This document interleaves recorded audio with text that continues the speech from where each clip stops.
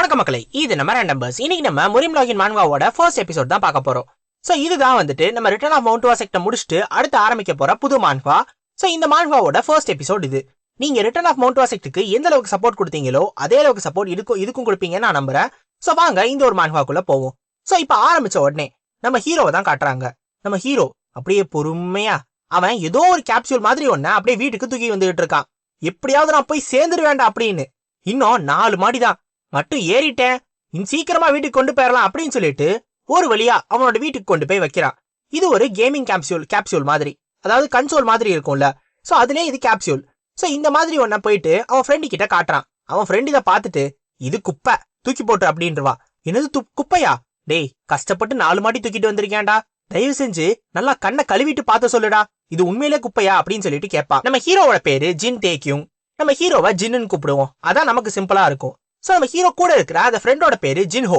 So இந்த ஜின்ஹோ என்ன சொல்லுவானா, தம்பி ஜின்னு நல்லா பாரு, இது வேலைக்கே ஆவாது. நீ குப்பையில இருந்து எதை கிளறி எடுத்துட்டு வந்தாலும் அது குப்பையாதான் இருக்கும்.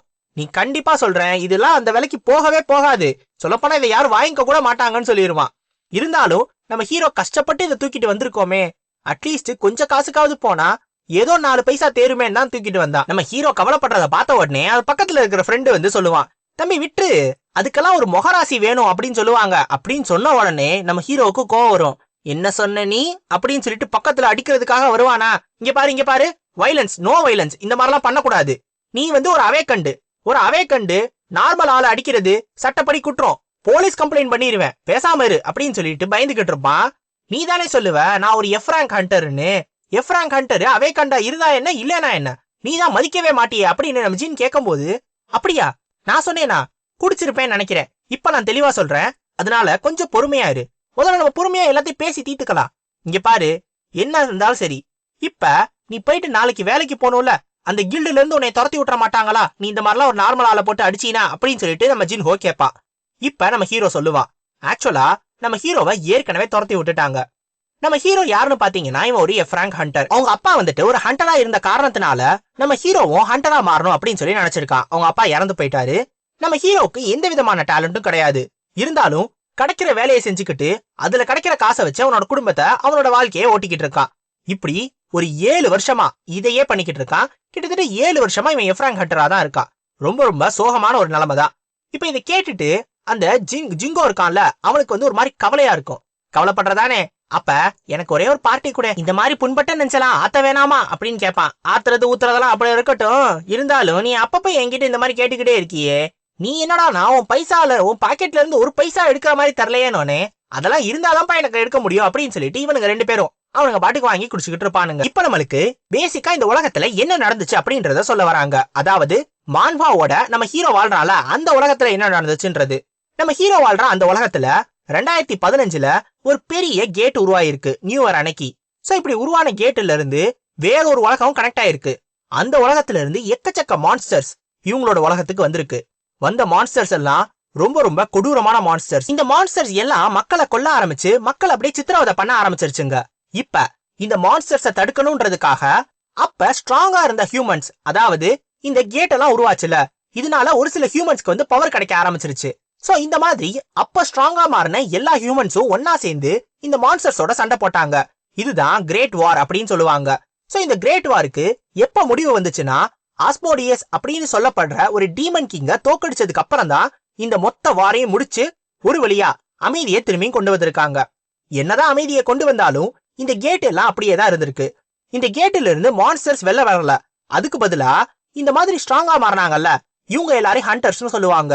இவங்க இந்த கேட்டுக்குள்ள போய் அங்க இருக்கிற மான்ஸ்டர்ஸ தோக்கடிச்சு அதுல என்னென்னலாம் கிடைக்குதோ அதை எடுத்துட்டு வந்து வித்து அவங்களோட வாழ்க்கையை பாத்துக்கிட்டாங்க. முக்காவாசி ஹண்டர்ஸ் வந்து அவேக்கண்டா இருப்பாங்க. அதாவது அவேக்கண்டுனா என்னன்னா, அவங்களுக்குன்னு ஒரு சூப்பர் பவர் இருக்கும். ஆனா நம்ம ஹீரோவும் ஒரு அவேக்கண்டு, அதுலயே ரொம்ப ரொம்ப ஒரு கீழ் லெவல்ல இருக்கிற ஒரு மோசமான நிலைமையில இருக்கிற ஒரு அவேக்கண்ட் ஹண்டர் தான் நம்ம ஹீரோ எஃப்ராங்க் ஹண்டர். 7 வருஷமா இதே மாதிரிதான் நம்ம ஹீரோ இருந்திருப்பான், லோயஸ்ட் ஆஃப் த லோயஸ்ட். நம்ம ஹீரோவால இந்த ஹண்டரோட அந்த ரேங்க் இருக்குல்ல, அதை ஏத்தி இருக்கவே முடியாது. 7 வருஷமா இதே நிலைமையில அவன் பாட்டுக்கு அவனோட வாழ்க்கையை வாழ்ந்துகிட்டு இருக்கான். இப்ப இவனுங்க 2 பேரும் குடிச்சிட்டு வந்தானுங்கல்ல, குடிச்சிட்டு வந்ததை திருப்பியும் காட்டுவாங்க. அப்ப இந்த ஜிங்கோ வந்துட்டு நல்லா தூங்கிக்கிட்டு இருப்பான். தூங்குறான் பாரு பைத்தியக்காரன், என் மேல வேற வாந்தி எடுத்து வச்சிருக்கான். சை, இந்த மாதிரியான ஒரு நிலைமையில போகுது, என்னதான் பண்றது? அட்லீஸ்ட் இதை வித்தாவது ஏதாவது தேரும்னு நினைச்சேன், ஆனா இதுவுமே தேரலையே, என்ன பண்றது நாளைக்கு காசுக்கு அப்படின்னு நம்ம ஹீரோ யோசிச்சுக்கிட்டு இருக்கான். அந்த கேப்சியூல பார்த்து அவன் தூக்கிட்டு வந்தான்ல. சோ இது பாக்குறதுக்கு ரொம்ப டேமேஜா இருக்கு, இதை வித்தாவும் காசு தேராதுன்னு சொல்லிட்டானுங்க. இதை வச்சு என்ன பண்றதுன்னு சொல்லிட்டு சும்மா ஓபன் பண்ணி பாப்பான். ஓபன் பண்ணி பார்த்தா உள்ள ஒரே ஒரு மேனுவல் இருக்கும். சரி என்னதான் இது, எடுத்து படிச்சு பாப்போமேன்னு பார்த்தா அதுக்குள்ள த மோஸ்ட் ரியலிஸ்டிக் சிமுலேட்டர் அப்படின்னு எழுதி இருப்பாங்க. இதோட பேரு ஆர்க் 2020. இதை உருவாக்குனது ஹெச் சாஃப்ட் அப்படின்னு ஒரு நிறுவனமா. இவனுங்க கரெக்டா இதை 2020 தான் உருவாக்கி இருக்காங்க. அதாவது 2020ன்றது அந்த கிரேட் வார் முடிஞ்சு போச்சுல, ஆஸ்மோடியஸ கொன்ன நாள், அதுதான் இந்த நாள். சோ அன்னைக்குதான் இந்த ஒரு கேமிங் கேப்சூலுமே உருவாயிருக்கு. அன்னைக்குதான் ரிலீஸ் பண்ணிருக்கானுங்க. இப்ப நம்ம ஹீரோ யோசிப்பான், எந்த பைத்தியக்காரன் அன்னைக்கு போய் இதை ரிலீஸ் பண்ணா, பைத்தியக்காரனா இருப்பான் போல அப்படின்னு. சோ இதுல 2 முக்கியமான வார்னிங் இருக்கும், அதாவது இந்த கேமிங் கேப்சூலுக்குன்னு. அது 2 வார்னிங் என்னன்னா, மொதல் வார்னிங், அந்த கேம்ல இருந்து லாக் அவுட் பண்ண முடியாது. அதாவது கேமிங் கேப்சூல் மூலமா லாக் அவுட் பண்ணி வெளில வர முடியாது. லாக் அவுட் பண்றதுன்றது கேமை க்ளோஸ் பண்ணிட்டு வெளில வருவோம்ல, சோ அந்த மாதிரி இதுல பண்ண முடியாது. அண்ட் 2வது விஷயம், ஒருவேளை அந்த பிளேயர் கேம்ல செத்து போயிட்டாங்க, கண்டிப்பா அவங்க ரியல் லைஃப்லயும் செத்து போயிருவாங்க. இது முக்கியமான 2 வார்னிங்ஸ். ஆனா நம்ம ஹீரோ இதை பத்தி எல்லாம் பெருசா கண்டுக்க மாட்டான். அவன் சும்மா தூக்கி போட்டு போய் தொலைப்பா, நான் தூங்குறேன் அப்படின்னு நல்லா தூங்கிக்கிட்டு இருப்பான். தூங்குறப்ப இவன் பக்கத்துல ஒருத்தனை படுக்க வச்சிருந்தால அந்த ஜிங்கோ, அவன் கொரட்டை விடுறது அது இதுன்னு எல்லாத்தையும் பண்ணிக்கிட்டு தெரியுமா. இவன் கொரட்டையை தாங்கவே முடியலையே, தலைவலிக்குதேடா தலைவலிக்குதே அப்படின்னு நம்ம ஹீரோ யோசிச்சுட்டு பக்கத்துல திரும்பி பார்ப்பான். அட கேமிங் கேப்சூல் இருக்குல்ல, இதுக்குள்ள போய் உட்காந்துக்குருவோம் அப்படின்னு சொல்லிட்டு உள்ள போவான். அதுவும் கொரட்டையில இருந்து தப்பிக்கிறதுக்காக உள்ள போய் உட்காந்து அவனும் அந்த ஹெல்மெட்டை மாட்டிக்கிட்டு உள்ளே உட்காந்துருவான். பரவாயில்ல, நல்லா கொயட்டா இருக்கு, இப்படியே தூங்கலாம்னு நினைக்கிறேன். சே, இனிமேல் நான் நாளையில இருந்து என்ன பண்ண போறோம் அப்படின்னு நம்ம ஹீரோ அவனோட வாழ்க்கையை பத்தி யோசிச்சு பாத்துக்கிட்டு இருவான்.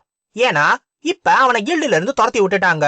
கில்டுல இல்லைன்னா இவன் தனியா போய் ஏதாவது மிஷன் கிடைக்குமான்னு தேடணும். அப்படி தேடும் போது எவனும் மதிக்கவே மாட்டானா கில்டுல இல்லாதவங்கள. என்னதான் பண்றதுன்னு யோசிச்சுக்கிட்டு இருக்கான். இது இல்லாம அவங்க அம்மாவுக்கும் அவங்க தங்கச்சிக்கு ஸ்கூல் ஃபீஸ் வேற கட்டணுமா, அவங்க அம்மா வேற பாத்துக்கணுமா. அதுக்கு என்ன பண்றது, எல்லாத்துக்கும் முதல்ல காசுக்கு என்ன பண்றதுன்னு யோசிச்சுக்கிட்டு இருக்கான். சரி பாப்போம், கண்டிப்பா ஏதாவது ஒரு வழி கிடைக்கும் அப்படின்னு சொல்லிட்டு கொஞ்ச நேரம் தூங்குவோம், நல்லா காலை நீட்டி தூங்குவோன்னு தூங்குவான். தூங்குன உடனே இப்ப அந்த சிஸ்டம் ஆக்டிவேட் ஆயிடும். ஆக்டிவேட் ஆகிற அந்த சிஸ்டம் வந்துட்டு பிளேயரை நாங்க ரெகனைஸ் பண்ணிட்டோம், பிளேயர் யாரு அப்படின்னு கேட்கும். பார்த்தா இவன்லாம் நல்லா தூங்கிட்டு இருக்கான்ல, அதனால அதுவே எல்லாத்தையும் ஃபில் பண்ணிக்கிட்டு கேமுக்குள்ள லோட் ஆகி உள்ள வந்துரும்.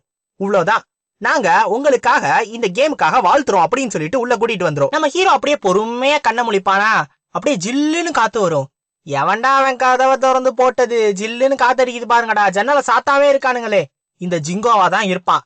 கேட்டா நீ போய் சாத்துன்னு பானுங்க. சை அப்படின்னு சொல்லிட்டு பொறுமையா கண்ணை ஓபன் பண்ணி பார்த்தா முன்னாடி ஒரு பொண்ணு. ஐயோ பொண்ணா, எங்க இருந்து வந்துச்சு இந்த பொண்ணு, யார் இந்த பொண்ணு, யாருனே தெரியலையே, நம்ம எங்க இருக்கோம், நம்ம வீட்டுல தானே தூங்கிக்கிட்டு இருந்தோம், ஒருவேளை கடத்தி கொண்டு வந்து இங்க வந்து போட்டானுங்களோ, நம்மளை கடத்துற அளவுக்கு நம்ம அவ்வளவு பெரிய ஆளு கிடையாது. சரி இந்த பொண்ணை எழுப்புவோன்னு நம்ம ஜின்னு அந்த பொண்ணை பொறுமையா எழுப்புவான். அந்த பொண்ணு எந்திரிச்ச உடனே ஷென்மே அப்படின்னுங்க. இல்ல உங்க பேரு, உங்க பேரு சுன்மி. புரிஞ்சிருச்சு. நான் உங்க பேரை கேட்கல, நான் எங்க இருக்கேன்னு கேட்டேன், ஷென்மே அப்படின்னுங்க. இல்ல நீங்க என்ன சொல்ல வரீங்க, ஷென்மே. ஐயா இந்த பொண்ணு என்ன ஷென்மேன்னு, ஷென்மேனா என்னன்னு தெரியலையே, இப்ப என்ன பண்றது அப்படின்னு யோசிச்சுக்கிட்டு இருப்பா. அப்ப இந்த சிஸ்டம்ல இருந்து ஒரு நோட்டிபிகேஷன் வரும், நீங்க படிக்காத மெசேஜஸ் எல்லாம் இருக்கு, படிக்க விரும்புறீங்களா அப்படின்னு. உடனே நம்ம ஹீரோ ஐயோ இது என்னது, இது எவனோ ஒருத்தன் படம் எடுக்கிறான் அப்படின்னு சொல்லிட்டு டக்குன்னு பின்னாடி போய் விழுந்துருவான். அப்படி விழுந்ததுக்கு அப்புறம் தான் நம்ம ஹீரோ பாப்பான், என்னது இதுல என்னென்னமோ எழுதி இருக்கு, கேரக்டரு முரிம் லாகின், என்னது இது, நான் இப்ப இதுக்கு வந்தேன் அப்படின்னு யோசிச்சுக்கிட்டு இருப்பான். சோ இப்ப டிரான்ஸ்லேஷன் பேக்கேஜை இன்ஸ்டால் பண்ணிரும். இன்ஸ்டால் பண்ண உடனே இந்த பொண்ணு பேசுறதெல்லாம் புரிய ஆரம்பிச்சிரும். அந்த பொண்ணு கேட்கும், மாஸ்டர் ஜின் எல்லாம் ஓகே தானே அப்படின்னு. மாஸ்டர் ஜின்னா, எங்கடா என்னடா நடக்குது இங்க, நான் எங்கடா வந்திருக்கேன் அப்படின்னு யோசிச்சுக்கிட்டு இருப்பான். சோ நம்ம ஹீரோவை பொறுத்த வரைக்கும் இப்ப அவனுக்கு புரிஞ்சது என்னன்னா, அவன் அந்த கேம்குள்ள இருக்கான். இந்த கேமை தான் இவன் இப்ப விளையாண்டுகிட்டு இருக்கான். இந்த கேமோட பேரு ஏதோ ஒரு முரிம் லாகின் ஏதோ ஒண்ணு போல. சோ இந்த கேமுக்குள்ள எப்படியோ தெரியாம வந்துட்டான், எப்படி வந்தோன்னு அவனுக்கு இன்னும் புரியல. அப்ப இந்த பொண்ணு ஒண்ணு இருந்துச்சுல, அந்த பொண்ணு இந்தாங்க இதை குடிங்க அப்படின்னு சொல்லிட்டு ஒரு இதை எடுத்துட்டு வந்து கொடுக்கும். சோ இந்த பொண்ணோட பேரு என்னன்னா வால் ஹுவா, அதாவது பிரைட் மூன் அப்படின்னு சொல்லுவாங்க, நம்ம மூணுன்னு கூப்பிடுவோம். சோ இந்த பொண்ணை பார்த்த உடனே தான் நம்ம ஹீரோ யோசிப்பா, கேம்ல எல்லாம் இவ்ளோ கிராபிக்ஸ் டெவலப் ஆயிடுச்சா, நல்லா தாயா பண்ணிருக்காங்க, இதனாலதான் நிறைய பேர் விஆர் கேம்ஸ் விளையாடணும்னு நினைக்கிறாங்க போல, நல்லா தான் இருக்கு அப்படின்பா. சோ நம்ம ஹீரோ இந்த கண்ணு முழிச்சதுல இருந்து ஒரு மாதிரி வித்தியாசமா நடந்துக்கிறான் அப்படின்னு சொல்லிட்டு இந்த பொண்ணு சொல்லும். ஏன்னா இவன் நார்மலா இப்படி நடந்துக்கிறவனே இல்லையா, ரொம்ப ரொம்ப வித்தியாசமா நடந்துக்கிறானா. அப்போ உடனே சிஸ்டம்ல இருந்து ஒரு நோட்டிபிகேஷன் வந்துரும், டுட்டோரியல் குவெஸ்ட் ஆரம்பிச்சிருச்சு, அக்செப்ட் பண்ணிக்கிறீங்களா அப்படின்னு. நம்ம ஹீரோவும் அக்செப்ட் பண்ண உடனே இப்ப இந்த நோட்டிபிகேஷன்ல என்ன சொல்ல வரும்னா, நீங்க இந்த முரிம் வேர்ல்டுக்கு முறையா வந்திருக்கீங்க. சோ உங்களால முடிஞ்ச அளவுக்கு எல்லா இன்ஃபர்மேஷனையும் கலெக்ட் பண்ணிட்டு நீங்க எங்க இருக்கீங்களோ அந்த இடத்துல ஃபெமிலியரைஸ் பண்ணிக்கோங்க, அதாவது இருக்கிற இடத்துல வந்து நல்லா தெரிஞ்சுக்கோங்க அப்படின்னு சொல்லும். நம்ம ஹீரோ பாப்பான், என்னடா இதெல்லாம் எதுக்கு எங்க வந்துச்சு, முதல்ல நான் எதுக்கு இங்கெல்லாம் இதெல்லாம் பண்ணிக்கிட்டு இருக்கேன், டுட்டோரியல்லாம் எப்படி இருக்கும், நார்மலா போயிட்டு இந்த கேம்லலாம் டுட்டோரியல்லாம் சும்மா விளையாடுற மாதிரி. சரி முதல்ல நம்மளை பத்தி கேட்போம் அப்படின்னு சொல்லிட்டு நம்ம ஜின் என்ன பண்ணுவானா, அந்த 3 பொண்ணு கிட்ட நான் யாரு அப்படின்னு கேட்பான். அதாவது அவன் யாருன்றத அந்த பொண்ணு கிட்ட கேட்பான். அந்த 3 பொண்ணு உடனே சிரிச்சுட்டு, எனக்கு உங்களை பத்தி ஒரு சில விஷயங்கள் தெரியும், உங்களை பத்தி ஒரு சில ரூமர்ஸும் தெரியும், மேபி அதெல்லாம் சொல்லவா அப்படின்னு கேட்குமா. ஆமா உங்களுக்கும் நீங்களும் கேள்விப்பட்டிருப்பீங்களே, உங்களை பத்தி நிறைய ரூமர்ஸ் வந்து எல்லா இடத்துலயும் பரவிக்கிட்டு இருக்கு, நானா சொல்றதுக்கு மேபி எனக்கு கொஞ்சம் கூச்சமா இருக்கு அப்படின்னு சொல்லுமா. அட கவலையே படாத, நீ சொல்லு அப்படின்னு நம்ம ஹீரோ எக்ஸைட்டடா கேட்பான். ஏன்னா அவனுக்கு இன்ஃபர்மேஷன் கிடைக்குதுல. இங்க பாரு, நீ ஏதோ சந்தேகப்படுற மாதிரி தெரியுது, கவலைப்படாத, என்ன மாதிரி ஆளுங்களுக்குலாம் இந்த மாதிரி ரூமர்ஸ் இருக்கிறது சகஜம், ஃபேமஸ் ஆயிட்டாலே இந்த மாதிரிதான், நீ சும்மா சொல்லு, நான் எல்லாத்தையும் கேட்டுக்கிறேன் அப்படின்பா. சோ இந்த பொண்ணு எல்லாத்தையும் சொல்ல ஆரம்பிக்கும். ஆக்சுவலா இந்த பொண்ணு கூட பேசினதுக்கு அப்புறம் நம்ம ஹீரோவுக்கு நிறைய இன்ஃபர்மேஷன் கிடைச்சிருக்கும். இப்ப நம்ம ஹீரோ இருக்கிற இந்த ஒரு இடம் வந்து ஒரு ரெட் லைட் ஏரியா. இது ஷாங்ஸி ப்ரொவின்ஸ்ல இருக்கிற தாய்யுவான் அப்படின்ற ஒரு கேபிட்டல்ல இருக்கு. அதுல இவங்க இருக்கிற இந்த பில்டிங்கோட பேரு கிரிம்சன் ஃபிளவர். இவங்க இருக்கிற இந்த பொண்ணு தான் இருக்கிறதுலயே ரொம்ப ரொம்ப முக்கியமான ஒரு ஆளு இந்த பில்டிங்ல. சோ அடுத்து நம்ம ஹீரோவை பத்தி பாப்போம். நம்ம ஹீரோ, அதாவது முரிம் லாகின்ல இருக்கிற இந்த ஹீரோவோட பேரு ஜின் தேக்யூங் தான். அதே மாதிரி சோ இவனுக்கு 20 வயசா. இவன் ஜின் ஃபேமிலியை சேர்ந்த ஒரு யங்கஸ்டான பையன். அதாவது இந்த ஜின் ஃபேமிலின்றது இந்த ஷாங்ஸி ப்ரொவின்ஸ்லயே ரொம்ப ரொம்ப பவர்ஃபுல்லான ஃபேமிலி. பணம் காசு இருக்கிறது, மத்தவங்க கூட போய் சண்டை போடுறதுன்னு செல்வாக்கு செல்வோன்னு எல்லாமே அவனுங்க கிட்ட இருக்கு. அப்ப நம்ம ஜின்னும் யோசிச்சுக்கிடுவான், பரவாயில்லையே, நல்ல பெரிய குடும்பத்துலதான் வந்து கேம்ல கூட பிறந்திருக்கேன், பரவாயில்ல நல்லா காசு இருக்கு அப்படின்னு யோசிச்சுக்கிட்டு இருப்பான். உடனே அந்த பொண்ணு சொல்லும், ஆனா உங்க குடும்பத்துல மொத்தம் 2 பிரச்சனைகள் இருக்கு அப்படின்னு. பிரச்சனையா, அப்படி என்ன பிரச்சனை அப்படின்னு நம்ம ஜின் கேட்கும் போது, பிரச்சனை வெளியில இருந்து வருது, வேற ஒரு செக்ட் இருக்கானுங்களா. சோ அவனுங்க இந்த ஷாங்ஸிலேயே பெரிய ஆளுங்களா மாறணும்னு நினைக்கிறானுங்க. அவனுங்களுக்கு இந்த ஜின் ஃபேமிலிய சுத்தமா பிடிக்காது, எப்படிடா காலி பண்றதுன்னு யோசிச்சுக்கிட்டு இருக்கானுங்க. அண்ட் 2வது பிரச்சனை உள்ளேயே இருக்கிற பிரச்சனை. இந்த ஃபேமிலியிலேயே 3ஆவதா பிறந்த பையன் ரொம்ப பிரச்சனை பண்றானா, தேவையே இல்லாம ஃபேமிலியோட பேரை கெடுக்கிறான்னு சொல்லிக்கிறாங்க அப்படின்னு சொல்லிட்டு இந்த பொண்ணு சொல்லும். நம்ம ஹீரோவும், ஆமா இந்த மாதிரி பசங்க எப்பயுமே காலத்துக்கு இருக்கதான் செய்வானுங்க, நாகரிகம் தெரியாத பாய்ஸ் அப்படின்னு சொல்லிக்கிட்டு இருப்பானா. டக்குன்னு நம்ம ஹீரோக்கு ஒரு டவுட் வரும், ஆமா ஃபேமிலியில மொத்தம் எத்தனை பசங்க அப்படின்னு கேட்பா. உடனே அந்த பொண்ணு சொல்லும், மொத்தமே 3 பசங்க. ஓஹோ 3 பசங்களா, என்னது 3 பசங்களா, இரு நான் தான் யங்கஸ்ட், அப்ப 3 இதுன்னு கழிச்சு கூட்டி பார்த்தோம்னா அப்ப நான் தான் பிரச்சனை தர அந்த பையன். ஐயோ என்ன இப்படி ஒரு கொடுமை, அப்ப நான் தான் பிரச்சனையே பண்றேனா அப்படின்னு நம்ம ஹீரோ யோசிச்சுக்கிடுவான். சோ நம்ம ஹீரோக்கு இப்ப இன்னொரு டைட்டிலும் கிடைக்கும். அது என்னன்னா ஃபேமிலியோட கேவலமான ஒரு ஆள் அப்படின்னு சொல்லிட்டு. இதுக்கெல்லாமடா டைட்டில் கொடுப்பீங்க அப்படின்னு நம்ம ஹீரோ யோசிச்சுக்கிட்டு இருப்பான். இப்ப இது எல்லாத்தையும் தாண்டி நம்ம ஹீரோக்கு ஒரு பிரச்சனை இருக்கு. அது என்னன்னா, இவன் முதல்ல இந்த கேமை எதுக்கு விளையாண்டுகிட்டு இருக்கான், அவன் நாளைக்கு போயிட்டு வேலை தேடணும்ல, அவங்க அம்மாவுக்கும் தங்கச்சிக்கும் காசு வேற அனுப்பணும், அதெல்லாத்தையும் விட்டுட்டு இந்த கேம் உட்காந்து விளையாண்டுகிட்டு இருக்கோமே, சை நான் முதல்ல கிளம்புறேன் அப்படின்னு சொல்லிட்டு நம்ம ஹீரோ திரும்பி பாப்பான். என்ன இருந்தாலும் கொஞ்ச நேரமா இருந்தாலும் சந்தோஷமா இருந்தேன், பை நான் போயிட்டு வரேன் அப்படின்னு அந்த 3 பொண்ணை பார்த்து உருக்கமா யோசிச்சுக்கிட்டு அப்படியே மேல கைய காமிச்சு லாக் அவுட் அப்படின்னு கத்துவான். பார்த்தா எந்த விதமான சத்தமுமே இருக்காது, அமைதியா இருக்கும். என்ன இதுவும் நடக்க மாட்டேங்குது, ஒருவேளை தப்பா ப்ரொனவுன்ஸ் பண்றோமோ, லோகோ அவுட் என்ன இதுக்கும் ஆக மாட்டேங்குது அப்படின்னா லாக் அவுட் அதுவும் ஒர்க் ஆக மாட்டேங்குதா, எல்ஓஜி ஓயூடி இப்பயாவது என்ன வெளில அனுப்பேன், ஏன் அனுப்ப மாட்டேங்கிற, என்ன ஏதாவது தப்பு பண்றோமோ அப்படின்னு யோசிச்சுக்கிட்டே இருப்பா. அப்ப சிஸ்டம்ல இருந்து நோட்டிபிகேஷன் வரும், அது முடியாது, உங்களால லாக் அவுட் பண்ணவே முடியாது அப்படின்னு. இப்பதான் நம்ம ஹீரோ யோசிப்பான், என்ன நான் பண்ண, என்னால ஏன் லாக் அவுட் பண்ண முடியாது, ஒருவேளை சிஸ்டம்ல ஏதாவது எரர் இருக்குமோ, இல்ல நான் இந்த கேப்சூல எடுத்துட்டு வந்ததுல இருந்து என்ன நடந்துச்சுன்றத முதல்ல யோசிச்சு பாக்குறேன்னு யோசிச்சு பாப்பா. அப்ப அந்த யூசர் மேனுவல் அவன் படிச்சிருப்பான்ல, இப்பதான் அந்த மேனுவல்ல இருந்த வார்னிங்கே அவனுக்கு ஞாபகம் வரும், இந்த கேமுக்குள்ள போயிட்டா லாக் அவுட் பண்ணவே முடியாது அப்படின்னு. ஐயோ அப்படின்னா நான் கேமுக்குள்ளே மாட்டிக்கிட்டேனா, முடிஞ்சிச்சுரா என் கதை அப்படின்னு நம்ம ஹீரோ யோசிச்சுக்கிறான். இப்ப நம்ம ஹீரோ தனியா அவன் பாட்டுக்கு அவனோட இடத்துக்கு போயிட்டு இருப்பான். சோ எதுக்காக இப்படி போயிட்டு இருக்கான் அப்படின்னா, நம்ம ஹீரோவை பொறுத்த வரைக்கும் அவன் இந்த கேம்ல மாட்டிக்கிட்டான். கடந்த 3 நாளா அவனும் என்னென்னமோ பண்ணிக்கிட்டு இருந்தான் இந்த லாக் அவுட் பண்றதுக்காக. ஆனா என்ன பண்ணாலும் சரி இம்பாசிபிள் டு லாக் அவுட் அப்படின்னு ஒரு நோட்டிபிகேஷன் மட்டும் தான் இந்த சிஸ்டம்ல இருந்து வந்துகிட்டே இருக்கு.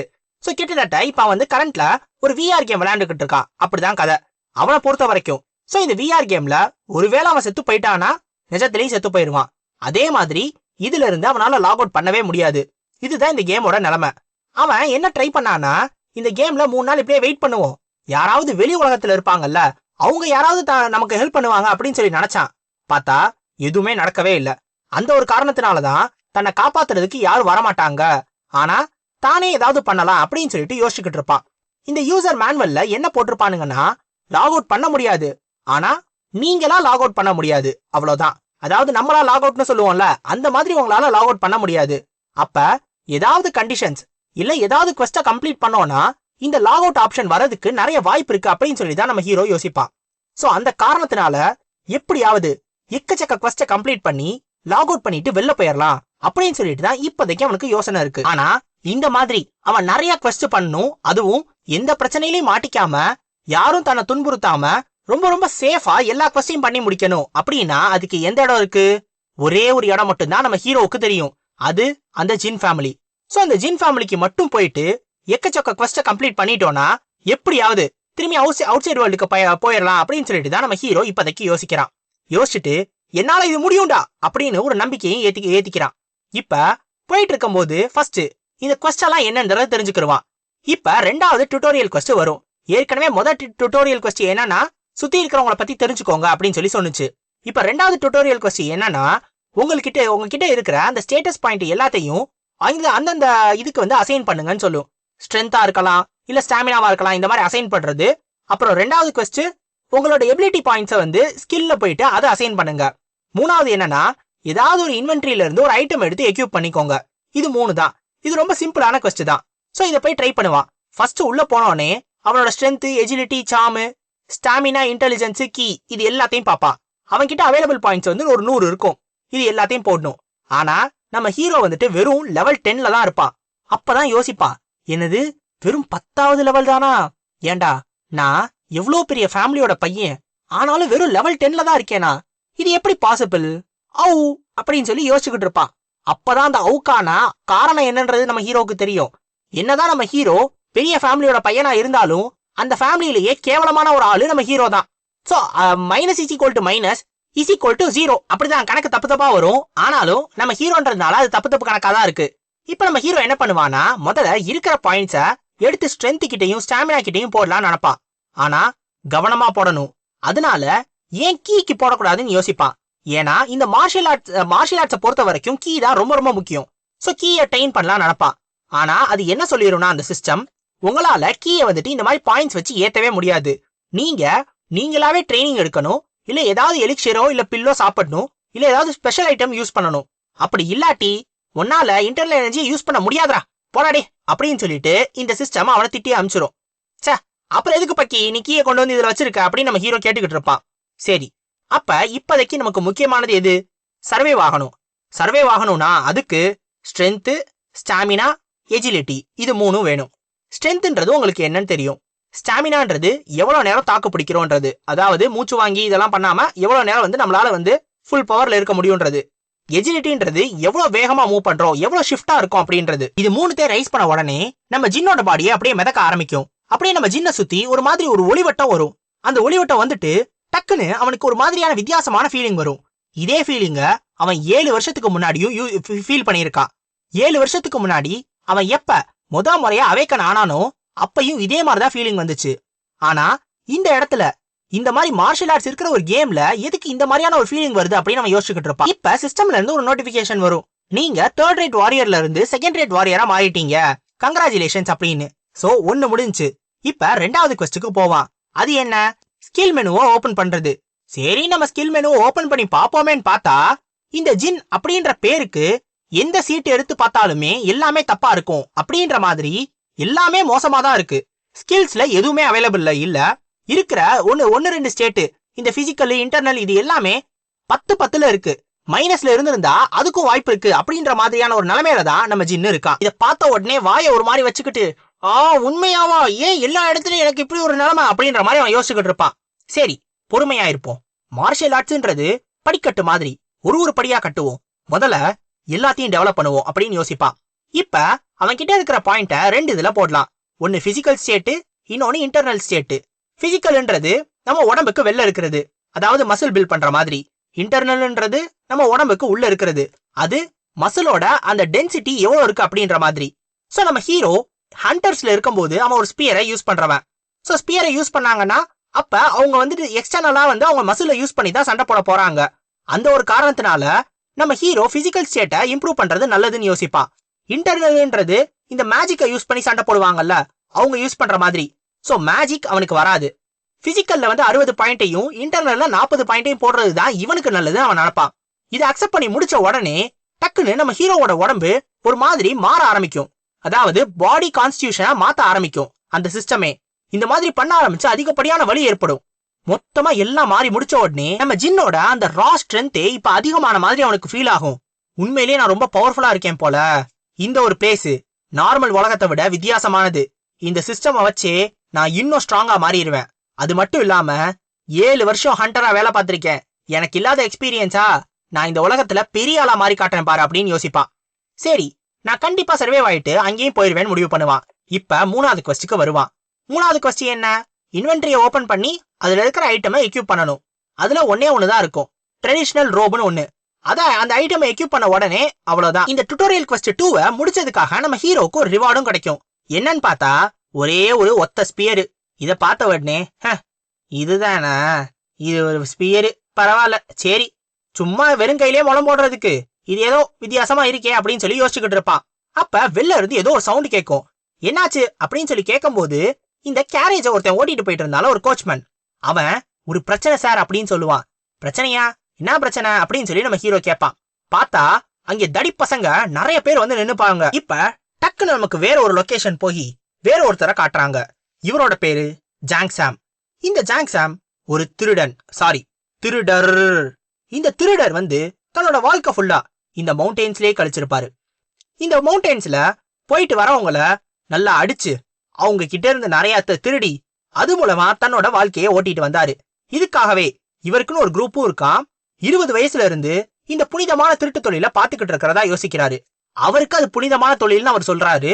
சோ இந்த மாதிரி நாள் பகலா கஷ்டப்பட்டு வேலை பார்த்து அது மூலமா நிறைய காசை சம்பாரிச்சு தன்னோட வாழ்க்கையை ஒப்பேத்திக்கிட்டு வராரு. அப்படி ஒரு நாள் காலையில எந்திரிச்சு வந்தப்ப அவரு இந்த கேரேஜ பாத்திருக்காரு. அந்த கேரேஜ் வெளியில இருந்து பாக்குறதுக்கே ரொம்ப ரொம்ப பெருசா பிரம்மாண்டமா இருந்துச்சு.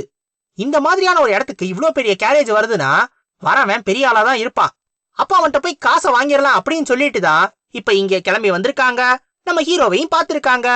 அவ்வளவுதான், கதை ஓவர். இப்ப திரும்பி இந்த கோச்மேனை காட்டுவாங்க. இந்த கோச்மேன் என்ன சொல்லுவாருன்னா, சார் இவனுங்களை பார்த்தா ஏதோ திருடனுங்களா இருப்பானுங்க போல. மொத்தம் 6 பேர் இருக்கானுங்க, அம்புஷ் பண்ணிருக்காங்கன்னு நினைக்கிறேன். இந்த மாதிரி ஆளுங்கெல்லாம் இங்க அடிக்கடி வருவாங்க சார். ஆனா நான் இப்பதான் முத தடவை பாக்குறேன். இந்த மவுண்டனை தாண்டி இவனுங்களால வெளில வரவே முடியாது. ஏன்னா வெளியில வந்தாலே நிறைய மார்ஷியல் ஆர்ட்ஸ் ஃபேமிலி இருக்கு. அவனுங்க கிட்ட அடிப்பட்டு செத்து போயிருவானுங்க. அந்த காரணத்தினாலதான் இந்த மவுண்டெயின்குள்ளே இவனுங்களா சுத்திக்கிட்டு இருக்கானுங்க. அதுவும் இல்லாம என்ன தைரியம் இருந்தா நம்ம கேரேஜ வழிமறைச்சிருப்பானுங்க. உள்ள இருக்கிறது யாருன்னு தெரியாம பேசிக்கிட்டு இருக்கானுங்க போல. இது ஜின் ஃபேமிலி மட்டும் இருக்குன்னு தெரிஞ்சா இப்பவே எல்லாம் உச்சா போயிட்டு இங்க இருந்து போயிருவாங்க சார். அப்பதான் நம்ம ஜின்னி யோசிப்பான், இந்த தாத்தோ என்ன வந்ததுல இருந்து ரொம்ப பேசுறானே, ஒருவேளை பல வித்தைகளை கையில வச்சிருப்பானோ, அந்த காரணத்தினாலதான் இவ்வளவு தைரியமா இருப்பானோ அப்படின்னு சொல்லுவான். உடனே இந்த கோச்மானும், சார் ஊன் மட்டும் சொல்லுங்க, நான் தூக்கிடுறேன் அப்படின்பா. நினைச்சேன்டா நீ ஆவரேஜ் கோச்மேன் அவன் மேல தப்பு கணக்கு போட்டுட்ட. நீ ஒரு மார்ஷியல் மாஸ்டர்ன்றதை நிரூபிக்கிறதுக்கான நேரம் வந்துருச்சியா. நீ பெரியாளியா த்ரிஷா உனக்குதாயா, கவலையப்படாதையா அப்படின்னு சொல்லிட்டு நம்ம ஜின்னும் அப்படியே சந்தோஷமாயிருவான். அப்ப அந்த ஜாங்சாம், அதாவது அந்த திருடர் கேட்பாரு, டேய் ஜாங்சாம் ஆஃப் 1000 ஸ்ட்ரென்த் நீங்க கேள்விப்பட்டது இல்லையா அப்படின்னு. யாரு கேள்விப்பட்டது இல்ல. இந்த மாதிரி ஒரு வெறும் வெத்து வேட்டான ஒரு திருட்டு பய வந்துட்டு எங்களே வழிமறைச்சு நிக்கிற. அதுவும் நீ பண்ண தப்புகளுக்கு, நீ பண்ண குற்றங்களுக்கு உனக்கு என்ன தண்டனைன்னு தெரியுமா? உன் கண்ணு 2ஐயும் நோண்டி, உன் காது 2ஐயும் பிச்சு, அதை எடுத்து உன் கையில கொடுத்து உன்னோட பாடிய பீஸா வெட்டி அடுத்து உன்னைய 9 தலைமுறைக்கு உன்னோட குடும்பமே இல்லாம பண்ணணும்டா அப்படின்னு சொல்லிட்டு இந்த கோச்மேனும் சொல்லுவாரு. ஏண்டா ஒரு தடவை இவரை வெட்டிட்டாலே அதுக்கப்புறம் அடுத்த தலைமுறை எப்படி வருவானுங்க? அத இவன் கேட்கல. சோ நம்ம ஹீரோவும் சொல்லல. இப்படியே அவர் பேசிக்கிட்டு இருக்காரு.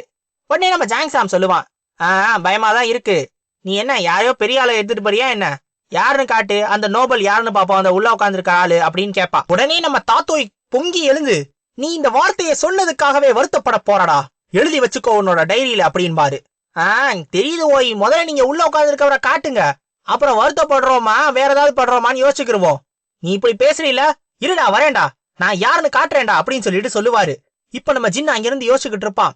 பரவாயில்லையே, தாத்தா களத்துல சண்டையில இறங்க போறாரு போல, ஆரம்பிக்குதுடா ஃபைட்டு, பாப்கார்ன் எடுத்துட்டு வாங்கடா அப்படின்னு ரெடியா இருப்பான். இந்த தாத்தா அமைதியா கொஞ்ச நேரம் அவனுங்க மூஞ்சியே பாத்துக்கிட்டு இருப்பாரு. 6 பேரையும் வெறிக்க வெறிக்க பார்த்ததுக்கு அப்புறம் அப்படியே பின்னாடி பம்மி பம்மி வந்துருவாரு.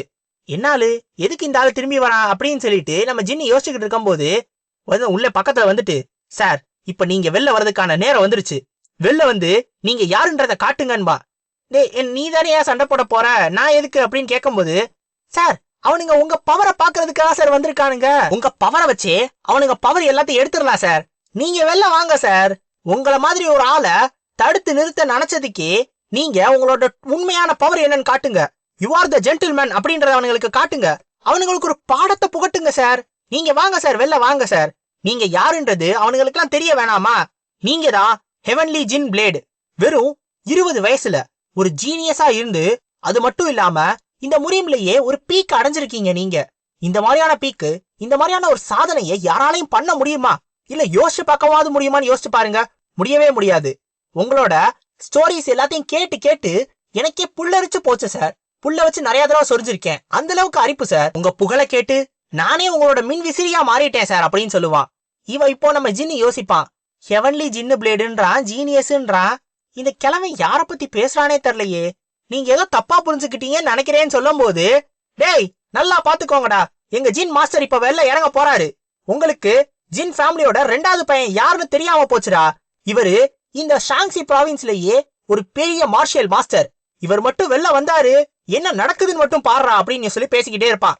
உடனே நம்ம ஜின்னு, யோ யோ யோ யோ தாத்தோ என்னையா சொல்லிக்கிட்டு இருக்க, நான் 2வது இல்லையா அப்படின்னோனே, இங்க பாத்தீங்களாயா, இவர் தாயா ஹெவன்லி ஜின் பிளேடு மாஸ்டர் ஜின் மூ கியூங் அப்படின்னோனே, அது தாத்தோய் நான் வந்துட்டு ஜின் தே கியூங். இதை கேட்ட உடனே அந்த தாத்தோய் ரொம்ப நேரமா கத்திக்கிட்டே இருந்தானா, டக்குன்னு அமைதியாயிருவான். அமைதியாயிட்டு திரும்பி பார்த்து, சார் நீங்க ஏதோ சொன்னீங்க, ஆனா அது என் காதுல ராங்கா விழுந்துச்சு, திருப்பி சொல்றீங்களா அப்படின்னு கேட்கும் போது, இதத்தாயா நான் ஆரம்பத்துல இருந்து சொல்ல ட்ரை பண்ணிக்கிட்டு இருக்கேன், நான் ஜின் மூ கியூங் கிடையாது, ஜின் தே கியூங், அவங்க தம்பி 3வது பையன் அப்படின்னு சொன்ன உடனே, எது இந்த ஜின் ஃபேமிலியிலேயே வெத்து வெட்டா இருந்து எதுக்கு உதவாம பிறந்து சொத்தழிச்சுக்கிட்டு இருக்கானே அந்த பையனை பத்தியா பேசுறீங்க? ஆமானோனே, கரெக்டா சொல்லிட்டீங்க, 100 பாயிண்ட்ஸ் அப்படின்னு சொன்ன உடனே, 100 பாயிண்ட்ஸா, இப்பவே எனக்கு போயிடும் போலையே அப்படின்னு சொல்லிட்டு அந்த ஆள் மயக்கம் போட்டு விழுந்துருவாரு. இந்த ஆளை போயிட்டு நான் யோசிச்சேன் பாரு, மார்ஷியல் மாஸ்டர்னு, மார்ஷியல் மாஸ்டர் பேரை கேட்டதுக்கே இந்த ஆள் பதறி போய் விழுந்துட்டான் அப்படின்வா. நம்ம ஜின்னு இந்த மாதிரிலாம் யோசிச்சுக்கிட்டு இருக்கும் போது அங்கே பார்த்தா இந்த திருடனுங்க கூட்டம் அப்படியே விழுந்து விழுந்து சிரிப்பானுங்க. நீ யாரா இருந்தா எனக்கு என்ன, ஜின்னு ஃபேமிலியா இருந்தா என்ன, எவன் ஃபேமிலியா இருந்தா எனக்கு என்ன, நீ 3வது பையன்றத பத்தி எல்லாம் நான் கவலையே இல்ல, நீ இருக்கிறது எல்லாத்தையும் இப்பவே கொடுத்துட்டீன்னா உன்னை உயிரோட விடுறேன் அப்படின்பா. நீ என்னை உயிரோட விட போறியா? மொத்தம் 6 பேர் இருக்கானுங்க, நான் ஏற்கனவே 6 காப்ளின்ஸ் கூட சண்டை போட்டிருக்கேன், ஆனா இவனுங்கெல்லாம் கொஞ்சம் டிஃபரெண்டா இருக்கானுங்க அப்படின்னு சொல்லிட்டு தான் நம்ம ஜின்னு யோசிச்சுக்கிட்டு இருப்பா. அப்ப இந்த ஜாங்சாம் பக்கத்துல ஒரு மொட்டை இருக்கும், நடுவுல அப்படியே நம்ம கென்யா மாதிரி ஒரு ஹேர் ஸ்டைல் வச்சிருக்கிற ஒரு மொட்டை. அந்த மொட்டை என்ன பண்ணும், இதோ பாஸ் நான் தூக்கி போடுறேன் பாருங்க ஆக்ஸ அப்படின்னு சொல்லிட்டு அவனோட ஆக்ஸ தூக்கி போடுவா. அந்த ஆக்ஸ் ஐயோ என்ன தேடி வருது அப்படின்னு சொல்லிட்டு நம்ம ஜின்னு அப்படியே பதறிக்கிட்டு இருப்பானா, பார்த்தா அந்த ஆக்ஸ் விழுந்துரும், ஆனா கொஞ்சம் முன்னாடியே விழுந்துரும். என்ன இங்க இருக்கானா, அது ரொம்ப முன்னாடியே விழுந்துரும். இப்பதான் நம்ம ஜின்னுக்கு ஒரு யோசனை வரும், அந்த 1000 ஸ்ட்ரென்த், 1000 ஸ்ட்ரென்த், 10,000 ஸ்ட்ரென்த் நானே, அவனை தவிர மத்தவனுங்க எல்லாம் பார்க்க நோஞ்சா மாதிரி இருக்கானுங்க, இந்த இவெல்லாம் சாப்பிட்டே 10 நாள் ஆன மாதிரி இருக்கு, இவெல்லாம் பிறந்ததுல இருந்தே டயட்ல இருக்கிற மாதிரி இருக்கே, இவனுங்கெல்லாம் காப்ளின்ஸோட வீக்கா தான் இருப்பானுங்கன்னு நினைக்கிறேன், எனக்கு தெரிஞ்சு இவனுங்களை என்னாலே அடிக்க முடியும் தான் தோணுது எனக்கு, அதுவும் என்கிட்டதான் இப்ப புது ஸ்ட்ரென்த்தே இருக்கே அப்படின்னு யோசிப்பான் நம்ம ஹீரோ. டக்குன்னு 2 கையும் மேல தூக்கிடுவான். ஓஹோ நீ விட்டு கொடுக்குறியா, பரவாயில்ல நல்ல முடிவு தான் எடுத்திருக்க அப்படின்னு ஜாங்சாம் சொல்லும் போது, சிரிச்சுக்கிட்டே இரு அப்படின்னு சொல்லிட்டு பொறுமையா நம்ம ஹீரோ நடந்து வருவான். அவனுங்க உடனே, பாஸ் அவன் நம்ம கிட்ட தான் பாஸ் நடந்து வரான், வரட்டும் அவன் நம்மளை தேடி வந்து நம்ம கிட்ட அடிவாங்க வரான், கவலைப்படாத, இந்தா என் கால் இங்கதான் இருக்கு, வேணா வந்து காலில் விழுந்துக்கோ அப்படின்பா. நம்ம ஹீரோவும் சிரிச்சுக்கிட்டே இரு, நான் இன்னும் ஒரு அடி மட்டும் முன்னாடி எடுத்து வச்சா போதும் அப்படின்னோடனே டக்குன்னு நம்ம ஹீரோவோட கீ ஆக்டிவேட் ஆகும், அதாவது இன்டர்னல் எனர்ஜி. அது ஆக்டிவேட் ஆன உடனே நம்ம ஹீரோவுக்கு அந்த பவர் எக்ஸ்ப்ளோசிவா ஆக்டிவேட் ஆகும். சோ அந்த ஒரு பவர் மூலமா நம்ம ஹீரோ டக்குன்னு அந்த கிரவுண்ட புஷ் பண்ணி மேல ஜம்ப் பண்ணிடுவான். ஜம்ப் பண்ணவன் நேரா அந்த ஜாங்ஸாம தேடி தான் வருவான். இப்ப தன்னோட கையில அந்த கீன் ஸ்பியரையும் எக்யூப் பண்ணிக்கிட்டு நேரா அந்த ஜாங்ஸாமோட ஆக்ஸையும் உடைச்சு அவன் நெஞ்சிலையும் அந்த ஸ்பியரை இறக்கிடுவான். ஒரே அடியில இந்த ஜாங்ஸாம் மொத்தமா செத்துருவான். இவன் செத்துட்டானா இவன் 10வது லெவல்ல இருந்த ஒரு ஆளு. சோ 10வது லெவல்ல இருக்கிற ஒரு ஆளை கொன்னதுனால நம்ம ஹீரோவும் கொஞ்சம் லெவலப் ஆவான். லெவலப் ஆன உடனே இப்ப மிச்சம் இருக்கிற 5 பேரும் நம்ம ஹீரோவை பாப்பானுங்க. நம்ம ஹீரோ கேட்பான் அடுத்து யாரு அப்படின்னு. சோ நம்ம சியூமியோங்கோட டயலாக் தான். இதை கேட்ட உடனே அவனுங்க 5 பேரும் சார் ஐ எம் சரண்டர், நீங்க எங்களை விட்டுருங்க, அவர் தான் பெரிய ஆளு, அவரே நீங்க கொண்டுட்டீங்க, நாங்க என்ன சார் பண்ண போறோம் அப்படின்னு 5 பேரும் சரண்டர் ஆயிடுவானுங்க. சோ ஒருத்தனை கொன்னதுக்கும் 5 பேரை தோக்கடிச்சதுக்கும் நம்ம ஹீரோவுக்கு நிறைய எபிலிட்டி பாயிண்ட்ஸும் நிறைய ஸ்டாட் பாயிண்ட்ஸும் கிடைக்கும். சோ இதோட இந்த சாப்டர்ஸ் முடியுது மக்களே. இப்ப இது ஆரம்பம் மட்டும்தான். இன்னும் போக போக ஃபயர் கிங்லாம் ஒருத்தர் வருவாரு. அவரு நம்ம ஹீரோவை ட்ரெயின் பண்றேன்னு சொல்லுவாரு. அவருக்கும் நம்ம ஹீரோவோட இன்டராக்ஷனும் செமையா இருக்கும். சோ அது எல்லாமே நல்லா தான் போகும். அதெல்லாம் இனிமேல் போக போக பாப்பீங்க. சோ இதுதான் முரிம் லாகினோட ஃபர்ஸ்ட் எபிசோட். இந்த முரிம் லாகின் மான்வா உங்களுக்கு பிடிச்சிருக்கா இல்லையா அப்படின்றத மறக்காம வந்து கமெண்ட் பாக்ஸ்ல கமெண்ட் பண்ணுங்க. சோ இது ஆக்ஷன் ஓரியன்டா இருக்கிறத விட காமெடி ஓரியன்டா இருக்கும். ஒரு சில பவரை பத்தி நல்லாவே எக்ஸ்பிளைன் பண்ணிருப்பாங்க. சோ ஒரு சிலது வந்து அப்படியே விட்டுட்டு போற மாதிரி இருக்கும். ஆனா இது முக்காவாசி காமெடி ஓரியன்ட் தான். மார்ஷியல் ஆர்ட்ஸ், ஹண்டரு, அதோட அதிகபட்ச காமெடி. அடுத்த ஒரு எபிசோட்ஸ்ல இருந்து நீங்களே தெரிஞ்சுக்கிருவீங்க. சோ அடுத்த எபிசோட்ஸ்ல உங்களை சந்திக்கிற வரைக்கும் சேனரா கைஸ், அரிகத்தோ கோசாய்மஸ்.